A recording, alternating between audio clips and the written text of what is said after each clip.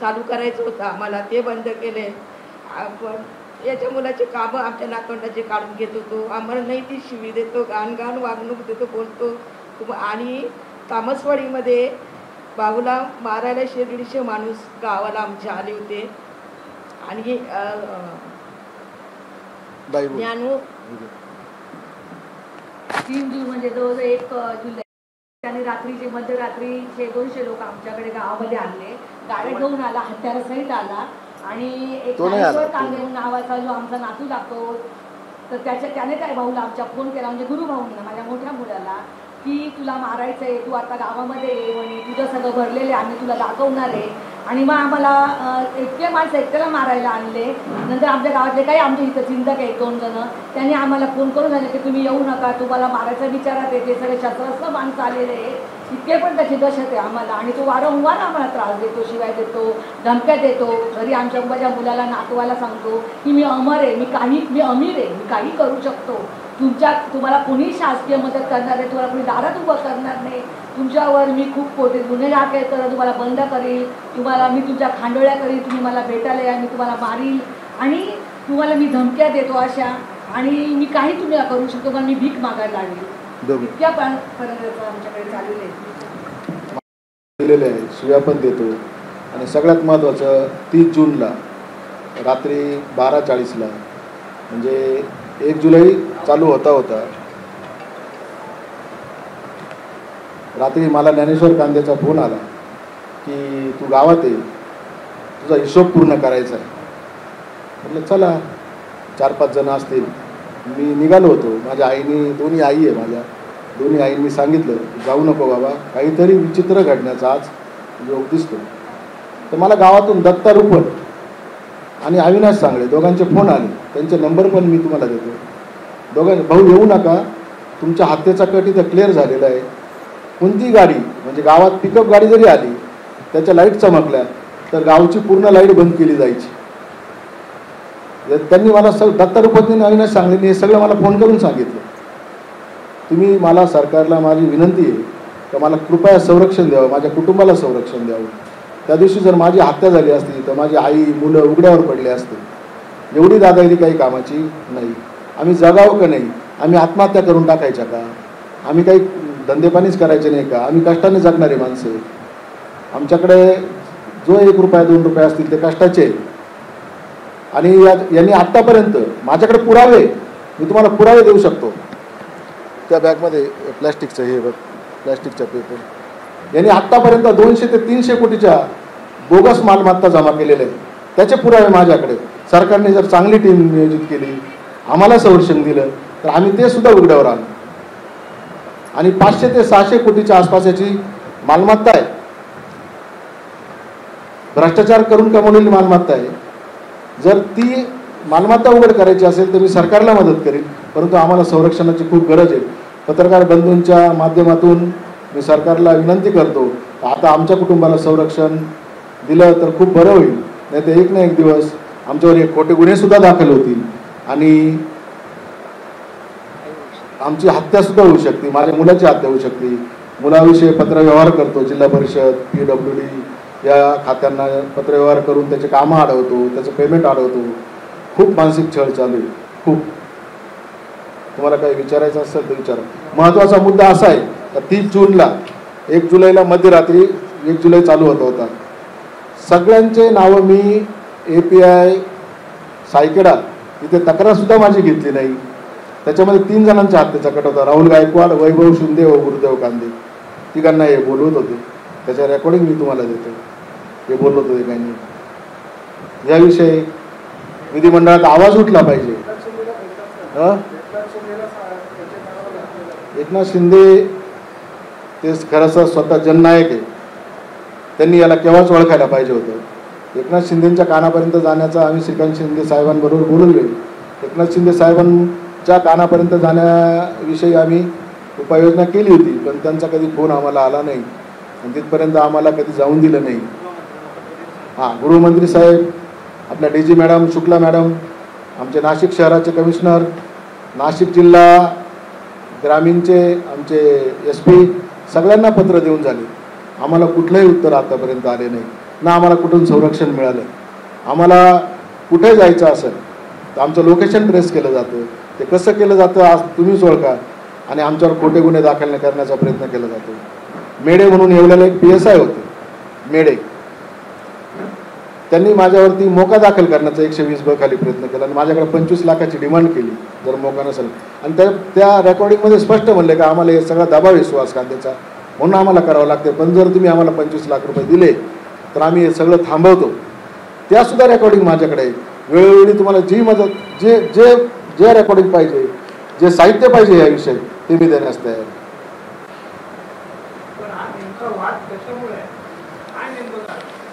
हा वाद आम्हाला समजत नाही. हा वाद ज्याच्यामुळे आहे ती गोष्ट तुम्ही त्यांना विचारा की तू कुटुंबाला एवढा त्रास का देतो. जर तू जबाबदारी घेतली होती वडील वारले तेव्हा किंवा वडिलांचं निधन झालं तेव्हा, ही पूर्ण कुटुंबाची जबाबदारी माझी आहे. त्याच्यानंतर तू कुटुंबाकडे कधी डोकूनही पाहिलं नाही, आईचे त्यांचे पैसे परत केले नाही. म्हणजे नेमका हा वाद कशासाठी आहे. आम्हाला त्रास का देतो बाबा. आम्ही तुझं काय केलंय. काहीच नाही. हे बघा मी तुम्हाला एकदम खोलून सांगतो, 7 एकर जमीन आहे. ही माझी छोटी बहीण आहे. ज्यावेळेस त्यांनी पैसे लाटले आमच्याकडनं त्यावेळेस ही 2.25 महिन्याची होती. माझ्या छोट्या आईची मुलगी आहे. तिचा सुद्धा विचार त्यांनी केलेला नाही आणि त्याच्यानंतर डुंकूनही आमच्याकडे पाहिलं नाही. आम्ही ते पैसे मागितले नाही, कुठं तक्रार पण केली नाही. ते पैसे नको, भीक नको कुत्रावर, असं नको बाबा जाऊ दे. आणि 3 वेळा तडीपार झालेला माणूस, आम्हीच त्याला खूप घाबरतो. आम्ही त्याच्या नादी नाही लागत कधीच. हो 3 बायका आहे. हो मला अटवायचं कुठं तरी, मला शरण आणायचं. मी शरण जात नाही ना साहेब, मी प्रचाराला जात नाही. हेच समजत नाही आम्हाला. आम्ही त्याला फोन करून विचारतो, आमच्या रेकॉर्डिंग मध्ये आहे ना बाबा आम्हाला त्रास का देतो. त्याला म्हटलं अरे मी आत्महत्या करून घेतो. मग तर माझ्या मुलाला सोडशील का. तू आत्महत्या केली तरी तुझ्या मुलाला सोडणार नाही. हे रेकॉर्डिंग मध्ये ते पेन ड्राईव्ह काढ.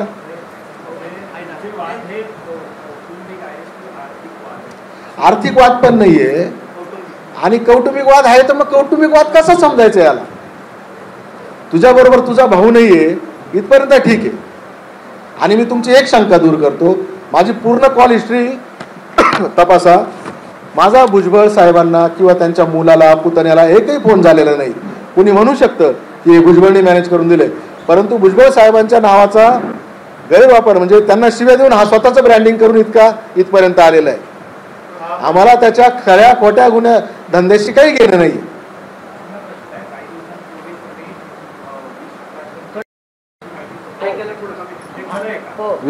ऐका मी विश्वासन केलं होतं. हा काय करत गाड्या चोरणे, गाड्या कंपास करणे, त्याच्यावर त्याच्यावरचे नंबर काढून टाकणे, दुसरे करणे आणि वाईट उद्योग करणे, त्याच्यामुळे त्याच्या वडिलांचा आम्हाला त्रास होता. त्याच्यामुळे मी विश्वासन केलं.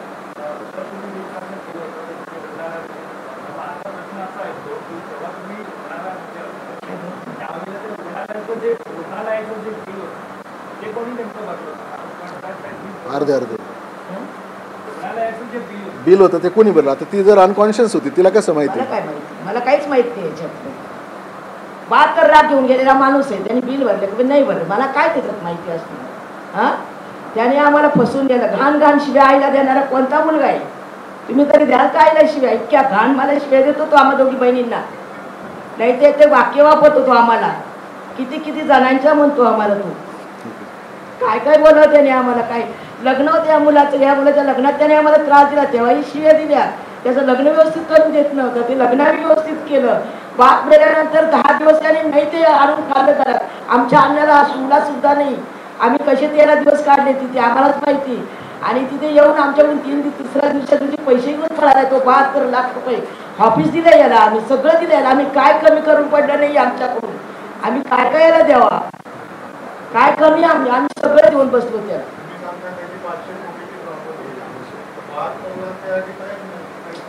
आम्हाला त्याच्याविषयी तक्रार पण नाही ना काही. आम्ही काय बोलत आम्हाला बाबा भीक नको कुत्रावर, पण आम्हाला त्रास का देतो त्याला विचारा तुम्ही. आम्ही त्याच्याजवळ 1 रुपया सुद्धा मागितला नाही दादा. या धंद्यांपैकी साहेब हा भोळा महादेव माझा आम्हाला दोघी बहिणीला एक पुरीला सांभाळतोय असा आमचा मुलगा आहे.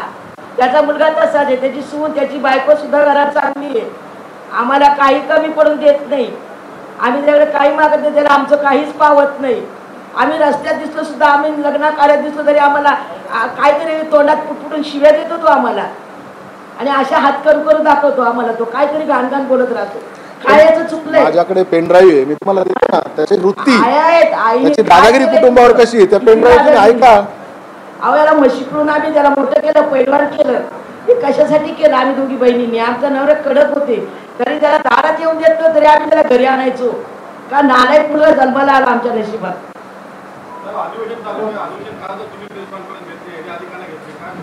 हे बघा, जाहीर इशारा नोटीस मध्ये त्यांनी असं म्हटलंय, यापूर्वी गुरुदेव कांदे व देवेंद्र कांदे कोणत्या व्यक्तीबरोबर वरील कोणते कृत्य केले असल्यास त्यांनी माझ्याशी संपर्क साधावा. मी लवकरात अशी रिसर तक्रार पोलीस स्टेशनला देणार असून विधान भवनात आवाज उठवणार आहे. आम्ही गरीब पडलो, आम्ही सामान्य माणसं आहे.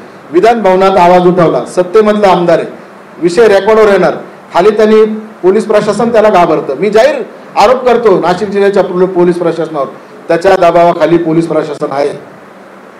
तो म्हणाल ते माणसं डुप्लिकेट हा आणि हा. बरं झालं आठवण आली मला, आतापर्यंत 5 ते 6 लोकांवरती त्याने बलात्काराचे गुन्हे दाखल केले खोटे, आणि NDPS 3-4 लोकांवर केलेले. मग माझ्यावर नाही करू शकत का? माझ्यावर खोटे सोनं विकल्याचा गुन्हा नाही दाखल करू शकत का? माझ्यावर सावकारीचा गुन्हा कोणाला उभं करू नाही शकत का? आमच्या घरावर रेड झाली एकदा, एक सहकार खात्याचा माणूस होता, 11 माणसं त्यांचे होते पोलिसांचे, आणि दुसऱ्या दिवशी कमिशनर ऑफ पोलीस कर्णिक साहेबांनी पेपरमध्ये जाहीर केलं का सदरू कुटुंबावर रेड झाल्यानंतर काही सापडलं नाही. माझं परत आव्हान आहे, वारंवार रेड करा, वारंवार तपासण्या करा. जर आम्ही सरळ मार्गाने जगतोय तर आम्हाला त्रास का देतो? जर याच्या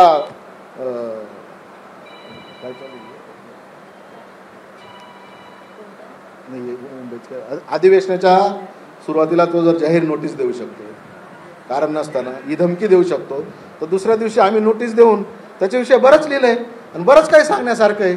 पण ज्या गोष्टीचे माझ्याकडे पुरावे मी तेच बोललं पाहिजे, नाही तो मला कोर्टात खेचील. जर माझ्यावर पुरं महाराष्ट्रभरात तुम्ही चौकशी करा साहेब, एक NC दाखल नाही, त्याच्यावर जर हे गुन्हे दाखल केले तर आम्ही काय समजायचं? आणि त्यांनी पेनड्राईव्ह मध्ये स्पष्ट म्हटलंय, अरे म्हटलं तू खोटे गुन्हे दाखल करणं हा तुझा धंदा आहे, तुझ्यावर करीलच, हे मी तुम्हाला देणारे पेनड्राईव्ह मध्ये सुद्धा आहे, करीलच खोटे गुन्हे दाखल. मग काय करायचं? त्यांना माहिती आहे हा आपली मर्यादा काही ओलांडणार नाही. मग आता मुलापर्यंत आल्यावर सुद्धा जर बाप गप्प बसत असेल तर तो बापच काही कामाचा नाही ना. म्हणून अधिवेशनाच्या काळात त्यांनी सुरुवात केली. अधिवेशनाचा आमच्या डोक्यात जरा बी काही विषय नाहीये, पण सल्ले देणारे असतात. आमचे वकील साहेब येते म्हणे प्रेस घ्या, पत्रकारांसमोर जा, जनतेसमोर जा, तुम्हाला काही विचार अजून विचारा मला. तसं काही नाही, जे खरं आहे तेच सांगेल, शक्तीपूर्वक सांगेल. आमचे पुढचे आम्हाला जर न्याय नाही मिळाला तर आम्ही उपोषण करणार, आंदोलन करणार. आंदोलन काय घरचेच त्याच्या धाकावे, पत्रकार कधी कधी नाशिकचे आम्हाला भेटती नाही, आमचं पोलीस स्टेशनला तक्रार घेतली नाही, कधी कधी आम्ही डायरेक्ट कमिशनरला भेटलो तेव्हा तक्रार घेतली, त्यांना पेन ड्राईव्ह दिले.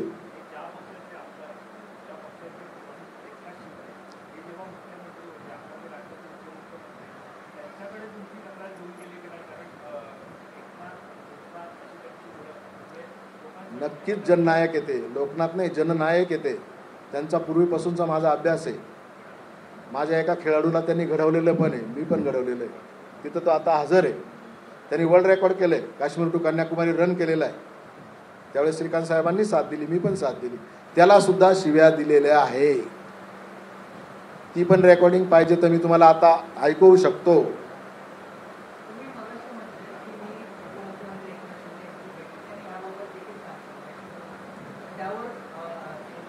घेणार आम्ही भेट त्यांची, पण आज सुरुवात आम्हाला जी दमबाजी केली, आमच्या खोट्या सह्यांचा जो वापर जमिनी घेण्याकरता केलेला आहे, त्याच्याविषयी तर आवाज उठवला पाहिजे ना. उद्या जर त्या जमिनीमध्ये आम्ही आरोपी झालो तर आम्ही काय उत्तर द्यायचं जगाला?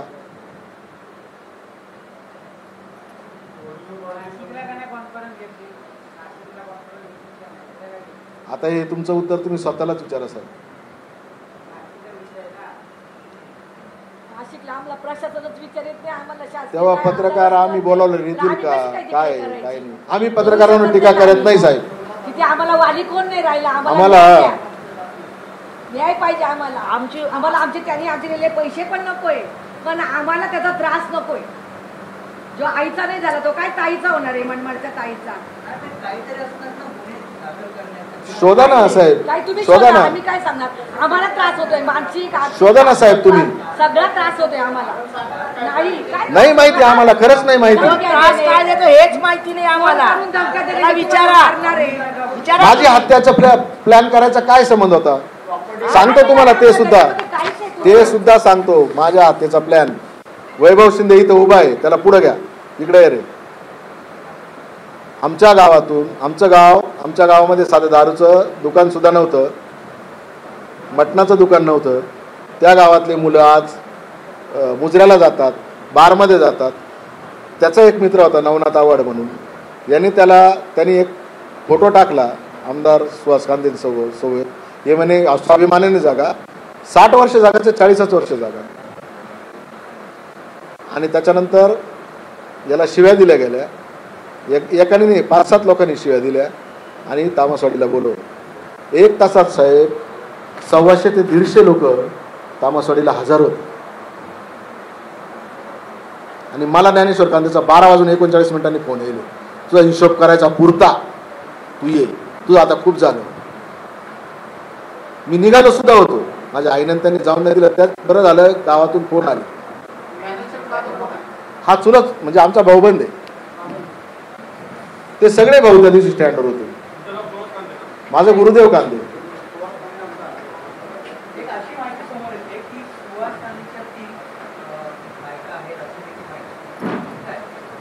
आहेत ना, आहे ना, हयात आहे.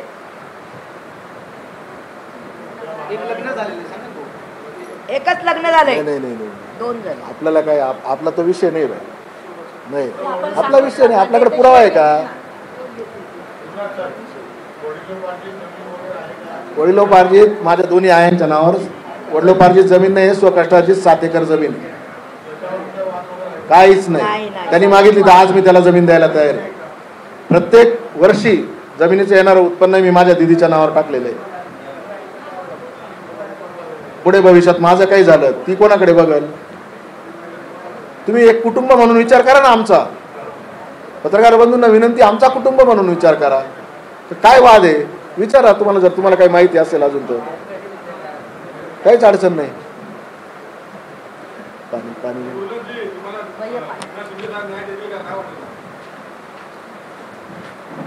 काही त्यांचे स्वतःच्या पक्षातले आमदार येते, न्यायाची अपेक्षा आहे त्यांच्याकडून.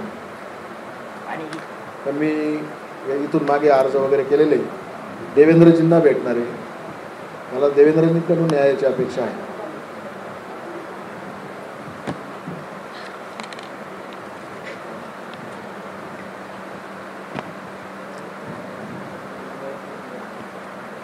आणि राहिला हॉस्पिटलच्या खर्चाचा विषय, 72 लाख रुपये ज्यावेळेस नेले त्याच्याशी आम्हाला काही घेणं, तेव्हा वडील हयात होते.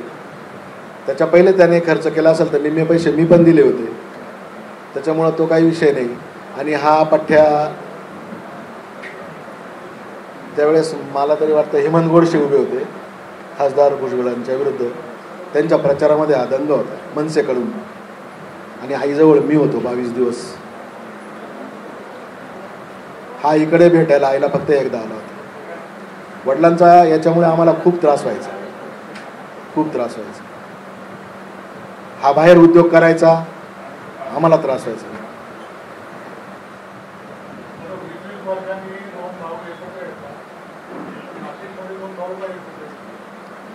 साहेब आम्हालाच अपेक्षा नाही, इच्छा पण नाही राहिली. आम्हाला उद्या ज्यावेळेस सत्ता, जगाला काय होणार? ज्यावेळेस सत्ता जाईल त्यावेळेस त्याने माझ्यासारख्या ज्या ज्या लोकांना कुरकुड्या केलेल्या आहे ते जर विरोधात गेले तर तो विरोध मलाही पत्करावा लागेल. मला सुखी आयुष्य घालवायचं आहे. माझी एक मुलगी MS झालेली आहे, अमेरिकेला आहे. मुलगा माझा कष्टाळू देवभोळा आहे, कष्ट करतो. मला माझं इथून पुढचं आयुष्य माझं भावन आहे. आता सुखी घालवायचे साहेब. मला त्याच्याबरोबर जाण्याची इच्छा नाही आहे, त्याच्यावर बोलण्याची इच्छा नाही आहे, त्याचं तोंड सुद्धा पाहण्याची इच्छा नाही आहे. एबीपी माझा, उघडा डोळे बघा नीट.